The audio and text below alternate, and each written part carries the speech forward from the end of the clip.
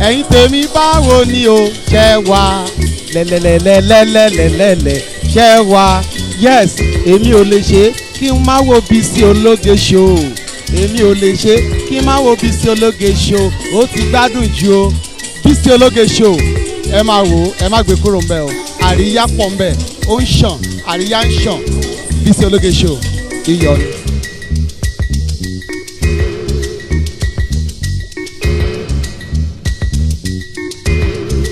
First decade that the governor will be supervising since he became governor. I'd like to invite my big brother, His Excellency, Governor of that beautiful state that is the origin of the Yoruba race. His Excellency, Senator Ademola Jackson Nuruddin Adeleke Imolede to please supervise the cutting of the cake.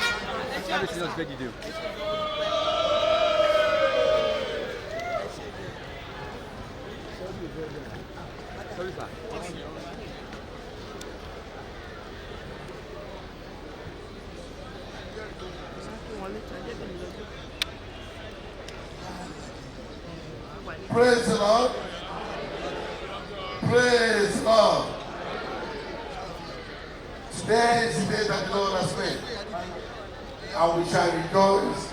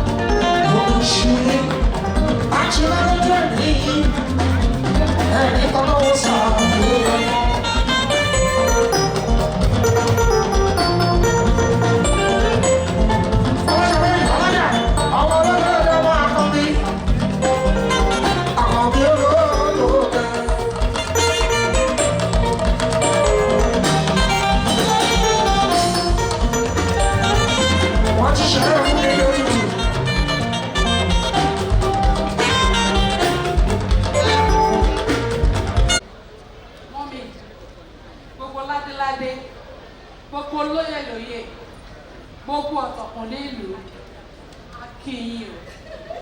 Ẹ kú jókòó sáà, ẹ kú jókòó bá. Ní ìjọsìn ló jẹ́ ká bọ́ta wá sọ̀rọ̀. Àbí Mr. Gbégadé Yinka. Wọ́n ní àdúrà nìkan ni mọ́mí máa ń fi ránṣẹ́ sí àwa. Báwọn nìkan làwọn máa ń gbowó. Sísá mi Kẹ́mi Odé wá ní àwa máa ń gbowó. Àìkọ́ra ìyá mi, ìyá ẹ̀mí. I was really attracted to her because of her person. I love mothers. And go back to me. I am always attracted to them. So last year I opened my online radio station. I invited her, even when we have not met. She couldn't make it. Oh, sorry. I'm not doing it. Mo sọ òyìnbó níwájú Ọọ̀ni òrìṣà. Ẹ rí pé nǹkan ṣe mí. Mo wá pé màmá mi, wọ́n wá ráyè wá, wọ́n fi owó ránṣẹ́ sí mi. Àwọn máa ń ṣe program kan lórí rédíò yẹn, mo pè ní Woman Crush Wednesday. A máa fi celebrate àwọn obìnrin tí wọ́n làmìlaka láwùjọ tó lè jẹ́ pé abiyamọ ni wọ́n láti lè fi máa sọ fún àwọn obìnrin tó wà lẹ́yìn pé nǹkan kí nǹkan tó bá ń là kọjá nínú ayé tó bá ti di òkú Ọlọ́run mú tó dẹ̀ tẹpá mọ́ṣẹ́ ó máa débi tó ń lọ. I was so blessed. Mọ́mì ni first person tó kọ́kọ́ wá sí radio station. Ìyá mi, ìyá ẹ̀mí, I love you. I celebrate you. You are wonderful. Ọlọ́run ní padà lẹ́yìn ikú. Nígbà tí wọ́n fẹ́ ṣe wọ́n yà anniversary, mọ́mì wá Nàìjíríà, mo wá lọ invite. Tẹ́bá ìbáwọn àti dáàdì ṣe ṣe. Daddy máa wò. Humble. But you see, what you see with mommy is what she doesn't pretend. So, and a lot of us in the London church, you know, a lot of us look like we've been hypnotized. Yes, we're hypnotized by her love. Because there's something about her that it's, how do I say it? She's someone that knows how to bring people together. Mommy, mama, she man ko èrò jọ. Nǹkan tí ẹ bá fi ìwé kò ṣeé ṣe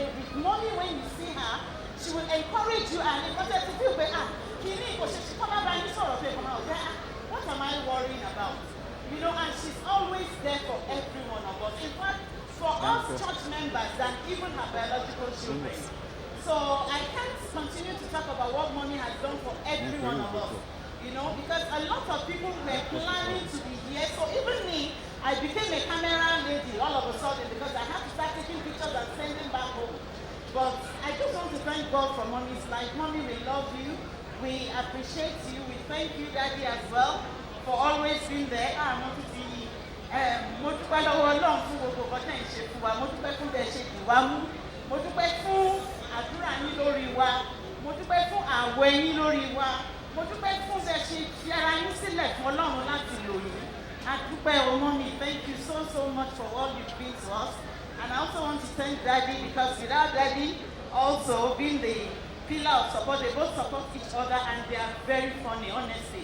Sense of humor, Mommy and Daddy, it's so impeccable, and we just want to thank you for your love, and we thank everyone that has raised. Thanks for watching this video. Please don't forget to click on subscribe button. Kindly comment and share. We drop new videos daily. Thank you. God bless you.